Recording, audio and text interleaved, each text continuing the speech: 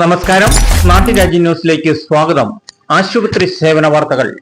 തൊടുപുഴയിൽ പെരുമ്പിളിച്ചിറ അൽ-അസ്ഹർ മെഡിക്കൽ കോളേജിൽ neuro surgeon doctor P K. Balakrishnan charge ഏറ്റെടുത്തിരിക്കുന്നു. ഇടുക്കി ജില്ലയിലും മധ്യ കേരളം ഉൾപ്പെടെ ന്യൂറോ വിഭാഗം ഡോക്ടർമാരുടെ വിദഗ്ധ ചികിത്സ അപാകതകൾ മൂലം രോഗികൾ കൂടുതൽ ആശ്രയിക്കുന്നത് കോലഞ്ചേരി, എറണാകുളം തുടങ്ങിയ സൂപ്പർ സ്പെഷ്യാലിറ്റി ആശുപത്രികളിലാണ്. എന്നാൽ അൽ-അസ്ഹർ മെഡിക്കൽ കോളേജിൽ ന്യൂറോ വിഭാഗ ചികിത്സാ രംഗത്ത് കേരളത്തിലെ തന്നെ അറിയപ്പെട്ട doctor P K. Balakrishnan neurosurgeon ഇനി മുതൽ അൽ-അസ്ഹർ മെഡിക്കൽ കോളേജിൽ സേവനം ലഭ്യമാണ്.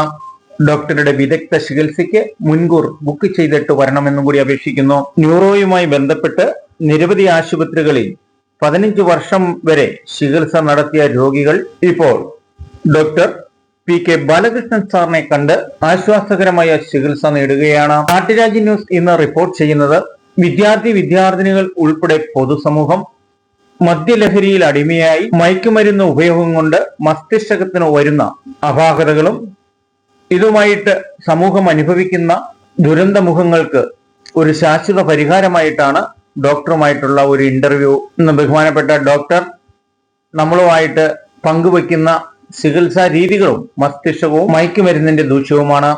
ക്യാൻസർ പോലുള്ള മാരരോഗങ്ങളും മസ്തിഷ്കത്തെ ബാധിക്കുന്നതും മയക്കുമരുന്നിന്റെ ഉപയോഗം പ്രധാന കാരണമാകുന്നു. Neuro surgeon doctor P K. Balakrishnan സാറാണ് അൽ-അസ്ഹർ മെഡിക്കൽ കോളേജിൽ ചാർജ് എടുത്തിരിക്കുകയാണ്. നിരവധി സേവനങ്ങൾ നമ്മുടെ നാടിന് സമർപ്പിച്ചിട്ടുള്ളതാണ്. Kottayam medical college, Thrissur, Idukki medical കോളേജിലൊക്കെ സേവനം പൂർത്തീകരിച്ച് ഇപ്പോൾ അൽ-അസ്ഹർ മെഡിക്കൽ കോളേജിലാണ് വന്നിരിക്കുന്നത്. നിലവിലെ സാഹചര്യങ്ങളും രോഗങ്ങളെ പറ്റിയാണ് നിർണ്ണയിക്കുന്നത്. അതിന് പരിഹാര മാർഗം എന്താണെന്നും കൂടി ചിലപ്പോൾ ഉപദേശിക്കും. സമൂഹങ്ങൾ അനുദിനം വഷളായിക്കൊണ്ടിരിക്കുകയാണ്.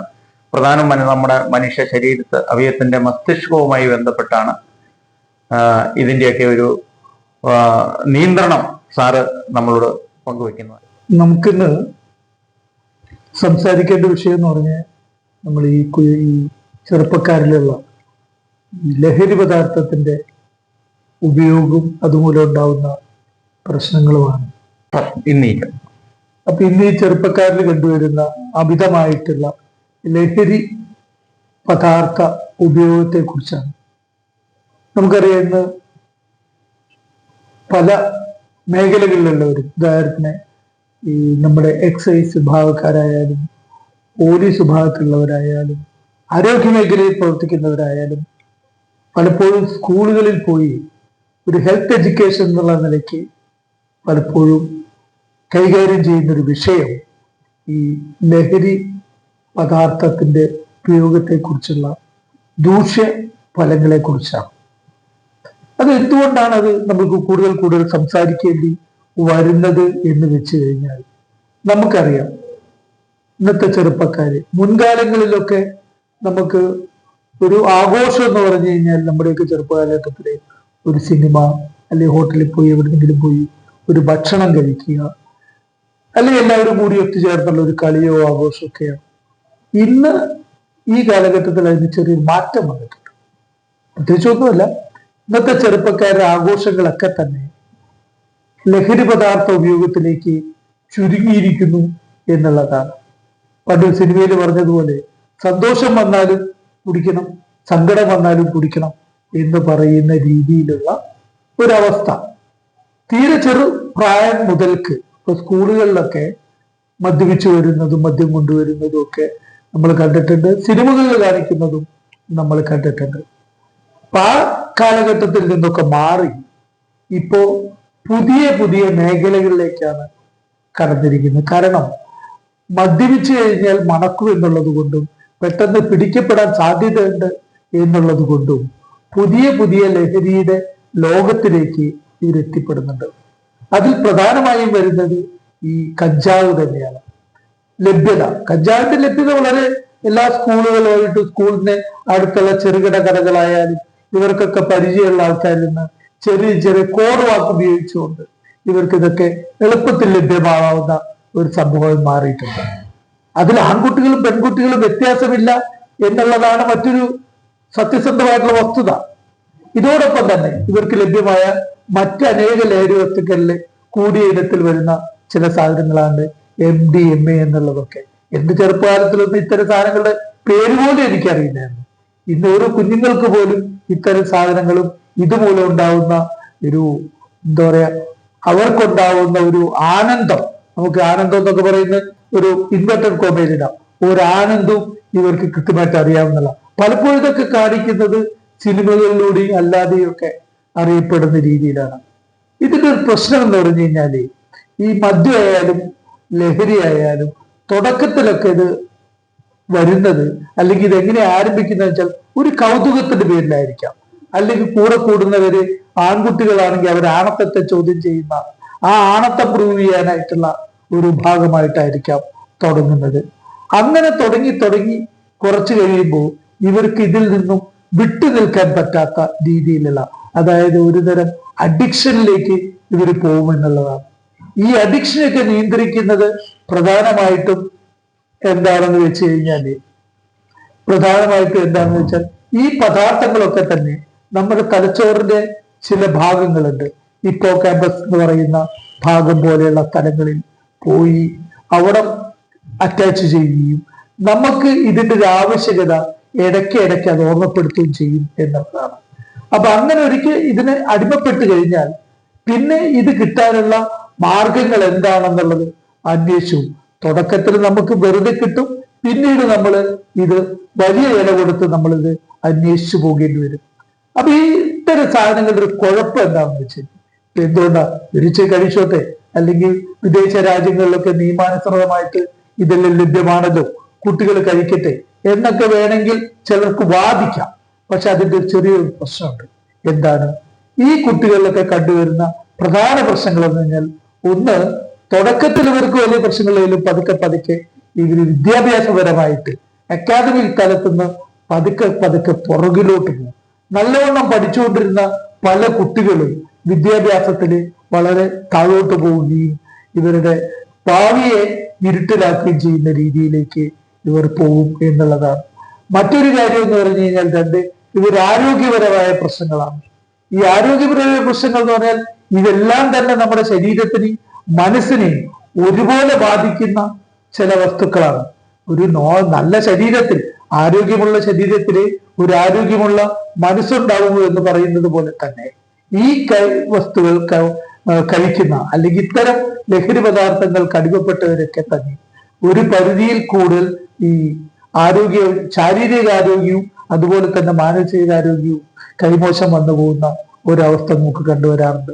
പലപ്പോഴും നമ്മൾ കേട്ടിട്ടുണ്ട്, പത്രത്തിലൊക്കെ കേട്ടിട്ടുണ്ടല്ലോ, ഈ അമ്മമാരെ ഉപദ്രവിച്ചു, പെങ്ങന്മാരെ ഉപദ്രവിച്ചു, കുഞ്ഞുങ്ങളെ ഉപദ്രവിച്ചു, അല്ലെങ്കിൽ അമ്മമാരോ അച്ഛന്മാരോ പോലീസ് സ്റ്റേഷനിൽ പരാതി കൊടുക്കുന്നു, എന്റെ കുഞ്ഞിനെ കൊണ്ട് സഹിക്കാൻ വയ്യ, അവൻ ലഹരിക്ക് അടിമയാണെന്ന് പറഞ്ഞു. അങ്ങനെ സ്വന്തം വ്യക്തിത്വം തന്നെ നഷ്ടപ്പെടുന്ന രീതിയിൽ മാനസികമായിട്ടും ശാരീരികമായിട്ടും മാറുന്ന ഒരു അവസ്ഥ വന്നു ചേരുന്നുണ്ട്. പിന്നെയുള്ളത് എന്ന് പറഞ്ഞാൽ നമ്മളെല്ലാം ഒരു സാമൂഹിക ജീവിയാണ്.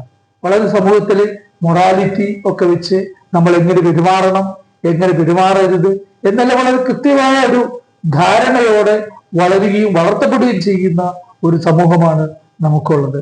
ഈ സമൂഹത്തിൽ ഇത്തരം ലഹരി പദാർത്ഥങ്ങൾക്ക് അടിമപ്പെട്ടവരൊക്കെ തന്നെ സംഭവിക്കുന്ന എന്താണ്, ഈ ഒരു സാമൂഹിക ജീവി എന്നുള്ളത് മാറി മറ്റൊരു രീതിയിലേക്ക് എത്തിപ്പെടുന്നു എന്നുള്ളതാണ്. ഇവരൊന്നും ഒരിക്കലും സമൂഹത്തിന്റെ ഈ കൂട്ടത്തിൽ പെടുന്നില്ല. ഇങ്ങനെ രീതിയിൽ വരുമ്പോൾ അതൊരു വലിയൊരു ദുരന്തമായി തന്നെ, അല്ലെങ്കിൽ സാമൂഹികമായിട്ടൊരു ദുരന്തമായി തന്നെ നമുക്ക് അതിനെ കാണേണ്ടി വരും. പിന്നെ മറ്റൊരു കാര്യം എന്ന് പറഞ്ഞാൽ, നമുക്കറിയാം നമ്മുടെ മുന്നിലൂടെയൊക്കെ തന്നെ വഴിയിലൂടെ ലക്കും ലഗാനും ഇല്ലാത്ത രീതിയിൽ വളരെ വളരെ അശ്രദ്ധമായും വളരെ ഭയപ്പെടുത്തുന്ന രീതിയിലും ഇരുചക്ര വാഹനങ്ങളാകട്ടെ കാറുകളാകട്ടെ ഓടിച്ചു പോകുന്ന, മദ്യലഹരിയിലും മറ്റ് ലഹരി പദാർത്ഥങ്ങൾക്ക് അടിമപ്പെട്ട് ഓടിച്ചു പോകുന്ന അനവധി ചെറുപ്പക്കാരെ നമുക്ക് കാണാം. അപ്പൊ ഇതുമൂലം ഉണ്ടാകുന്ന എന്താണ്, ഒരു അപകടം. ഒരു വാഹനം അവിടെ ഉണ്ടാവുമ്പോൾ ഉണ്ടാവുന്ന പ്രശ്നം വെച്ചാൽ ഒരുപക്ഷെ അവർക്ക് മാത്രമല്ല, വഴിയിലൂടെ സാധാരണ നടന്നു പോകുന്ന, ഈ കഴിഞ്ഞ ദിവസം ഞാൻ കണ്ടൊരു വീഡിയോ ആണ്, ഒരു അമ്മയും കുഞ്ഞും കൂടെ വഴിയിലൂടെ നടന്നു പോകുന്നുണ്ട്. വഴി മുഴുവൻ നടന്നു പോകുന്ന രീതിയിൽ വണ്ടി ഓടിച്ചു പോയ ഒരു ചെറുക്കൻ ഈ അമ്മയും മകളെയും ഇടിച്ചിട്ട് ഗുരുതരമായിട്ടുള്ള പരിക്കേറ്റ അവസ്ഥയുണ്ടായി. ഇയാൾക്കാണ് എഴുന്നേക്കാനും വയ്യ, കാരണം പൂർണ്ണമായിട്ടും മദ്യലഹരിയിലായിരുന്നു. ഇത്തരത്തിലുള്ള അപകടങ്ങൾ വരുത്തി വെക്കുന്നു. ഈ അപകടങ്ങൾ വരുത്തി വെക്കുമ്പോഴുള്ള പ്രശ്നം എന്താണ്? ചെറുപ്പക്കാരെ സംബന്ധിച്ചോളം ഇവരൊക്കെ പലപ്പോഴും ചെറുപ്പക്കാരാണ്, നമ്മുടെ സമൂഹത്തിന് ഒരുപാട് കാര്യങ്ങൾ ചെയ്യേണ്ടുന്ന ആൾക്കാരാണ്. അപ്പൊ ഇവരുടെ ചികിത്സയ്ക്കായിട്ട് സർക്കാരിനായാലും ഇവരുടെ കുടുംബത്തിനായാലും ചെലവാക്കേണ്ടുന്ന തുക വളരെ വലുതാണ്. അത്തരത്തിൽ ഒരു സമൂഹത്തിന് തന്നെ ബാധ്യതയായി മാറും. ഇവരൊക്കെ ഒരു മരണപ്പെട്ടു കഴിഞ്ഞാൽ ആ കുടുംബത്തിന് വളരെ നാളെ അല്ലെങ്കിൽ പിന്നീട് നമുക്കൊരു ആശ്രയമായി മാറേണ്ടി വേണ്ട ഈ ചെറുപ്പക്കാർ അശരണരായും അല്ലെങ്കിൽ ഈ അംഗവൈകല്യമായും അപകടത്തിൽപ്പെട്ട് മരണപ്പെടുകയും ചെയ്യുന്നൊരു അവസ്ഥ വരും. അതുകൊണ്ട് തന്നെ സമൂഹത്തിന്റെ ഒരു നന്മയ്ക്കും നമ്മൾക്ക് ഒരു ആരോഗ്യകരമായ സമൂഹം വളർത്തിയെടുക്കാൻ ഈ തരത്തിലുള്ള ലഹരി പദാർത്ഥങ്ങൾക്ക് അടിമപ്പെടുന്ന കുട്ടികളെ അതിൽ നിന്ന് നമുക്ക് മുക്തരാക്കേണ്ടതുണ്ട്. ലഹരിക്ക് അടിമയായ ഒരു വിദ്യാർത്ഥി ആത്മഹത്യയിലേക്ക് തന്നെ വഴിമാറുന്നു. അത് തലച്ചോറുമായിട്ടുള്ള ഏത് സെൻസിറ്റീവ് പ്രവർത്തനമാണ് സാറേ അവരെ മയത്തിലേക്ക് നയിക്കുന്നത്? ഈ ലഹരി ഞാൻ പറഞ്ഞല്ലോ, ചെറിയ അളവില് ഒരു ഉത്തേജകമായിട്ട് പ്രവർത്തിക്കുകയും അത് കൂടിയ അളവിലെത്തുമ്പോൾ അതൊരു തരം ഉന്മാദമായിട്ടുള്ള അവസ്ഥയിലേക്ക് മാറുകയും ഇതിനടിമപ്പെട്ടവര് പിന്നീട് ഇത് കിട്ടാതെ വരുമ്പോൾ ഒരു ഭ്രാന്തമായിട്ടുള്ള അവസ്ഥയിൽ എത്തിക്കുകയും ആ ഭ്രാന്തിന്റെ പല സവിശേഷതകളിലൊന്നായ ഒരു ഡിപ്രഷൻ, മാനസിക സമ്മർദ്ദത്തിലെത്തുകയും നമ്മൾ ചെയ്യുന്ന പ്രവൃത്തി എന്താണെന്ന് നമുക്ക് തിരിച്ചറിയാൻ പറ്റാത്ത അവസ്ഥയിൽ സ്വയം മുറിപ്പെടുത്തുകയും മറ്റുള്ളവരെ മുറിപ്പെടുത്തുകയും ചെയ്യുന്ന ഒരു അവസ്ഥാവിശേഷം തന്നെയാണ് ഈ അവസാനം ഒരു ആത്മഹത്യയിലോ സ്വയം ജീവനൊടുക്കുന്ന അവസ്ഥയിലേക്കോ എത്തിപ്പെടുന്നത്. വേണ്ടപ്പെട്ട അധികാരികള് പഞ്ചായത്ത് തലത്തിലായാലും നമ്മുടെ എക്സൈസ് വകുപ്പായാലും ശിക്ഷാ നടപടികളിൽ കൂടെ ഇതിനെ ഒരു നേർവഴിക്ക് കൊണ്ടുവരാൻ പറ്റാത്ത ഒരു അവസ്ഥയ്ക്ക് വന്നേക്കുക. ശിക്ഷിക്കപ്പെട്ടവർ വീണ്ടും ഇത് ചെയ്യുന്നു. അപ്പൊ ഇവർക്ക് വേണ്ട ബോധവൽക്കരണം കുറവുകൾ വല്ലതും ഉണ്ടോ സാറേ? നമ്മുടെ ബോധവൽക്കരണ കുറവുണ്ടോ എന്ന് ചോദിച്ചാൽ അതെനിക്ക് കൃത്യമായിട്ട് പറയാൻ പറ്റില്ല. പക്ഷെ ഞാൻ ശ്രദ്ധിച്ചൊരു കാര്യം, ഈ എക്സൈസ്, പോലീസ്, ആരോഗ്യവകുപ്പ് ഇവരെല്ലാം തന്നെ സ്കൂളുകളിൽ പോയി ബോധവൽക്കരണം നടത്തുന്നുണ്ട്.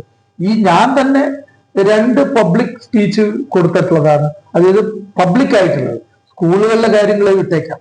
ഞാൻ തന്നെ ഒന്ന് കുമരകത്ത്, മറ്റൊന്ന് വേറൊരു സ്ഥലത്ത്, 2 സ്ഥലത്ത് കൊടുത്തിട്ടുണ്ട്. ഈ രീതിയിൽ സംഘടനകളായാലും രാഷ്ട്രീയ സംഘടനകളുടെ സാംസ്കാരിക സംഘടനകളായ പോലീസ് വിഭാഗങ്ങൾ ഇവരൊക്കെ കൊടുക്കുന്നുണ്ട്. പക്ഷെ ഇവിടെ നമ്മൾ ശ്രദ്ധിക്കേണ്ട കാര്യം എനിക്ക് തോന്നുന്നത് ഇതിന്റെ സോഴ്സ് അടയ്ക്കുക എന്നുള്ളതാണ്. കുട്ടികളുടെ ഉപയോഗം മാത്രമല്ല, സോഴ്സ് അടയ്ക്കുക എന്നുള്ളതാണ്. നമ്മൾ ഈ പുകവലി നിർത്തണം, പുകവലി ആരോഗ്യത്തിന് ഹാനികരമാണെന്ന് പറഞ്ഞ് പരസ്യം ചെയ്തിട്ട് അതിന് മുകളിൽ എഴുതി വെച്ച് ഏറ്റവും എളുപ്പത്തിൽ ലഭ്യമാവുന്ന രീതിയിൽ പരസ്യമായിട്ട് പ്രദർശിപ്പിക്കുന്ന ഒരു അവസ്ഥ പോലെ തന്നെയാണിത്. അപ്പൊ അടുത്ത ദിവസം തലച്ചോറിന്റെ രോഗനിർണയവുമായിട്ടും വരാവുന്ന അസുഖങ്ങളെ പറ്റിയും അതിന്റെ മാർഗങ്ങളെ പറ്റിയും നമുക്ക് ഡോക്ടറിൽ നിന്ന് അതിന്റെ ഉപദേശങ്ങൾ കിട്ടുന്നതായിരിക്കും.